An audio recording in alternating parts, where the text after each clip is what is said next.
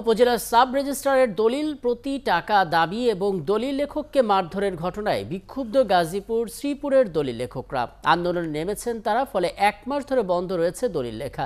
এতে অনিয়মের মতো সমাধান তো আসেনি, উল্টো সনদ বাতিল হয়েছে 15 জন দলিল লেখকের। মামলাও হয়েছে অনেকের নামে। ইকবাল আহমেদ সরকারের তথ্য এবং ছবিতে প্রতিবেদন। গাজীপুরে সাব রেজিস্ট্রারের অনিয়ম ও দুর্নীতি বন্ধের দাবি জানিয়ে কাজ বন্ধ রেখেছেন দলিল লেখকরা। 1 মাসেরও বেশি সময় ধরে চলছে এই অচলাবস্থা। চলছে মিছিল, মিটিং আর সমাবেশ। আন্দোলনকারীরা বলছেন, ফেব্রুয়ারির শুরু থেকে শ্রীপুরে অস্থায়ীভাবে নিয়োগ পাওয়া সদর উপজেলার সাব রেজিস্ট্রার মনিরুল ইসলাম দলিল প্রতি তাদের কাছ থেকে অতিরিক্ত টাকা ঘুষ দাবি করছেন। আর এ নিয়ে বিরোধের জেরে দলিল লেখক সমিতির এক কর্মকর্তাকে মারধরও করা হয়েছে। টাকা লেনদেনের যে ব্যাপারটা ভিতর বাহির সমন্বয়, এটা আমাদের সাথে মত বিনিময়ে আমরা সম্মতি দিতে পারি না। এই জন্যই যে উনি অতিরিক্ত চেয়েছেন।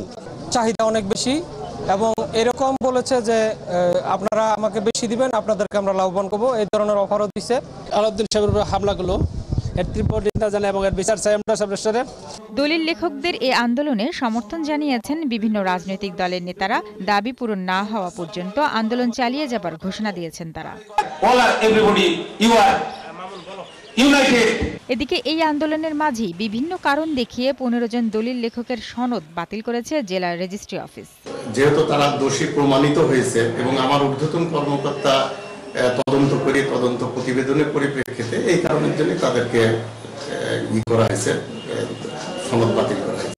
শ্রীপুর সাব রেজিস্ট্রি অফিসে দলিল লেখক আছেন মোট 242 জন। শারমিন স্বপ্না, 71।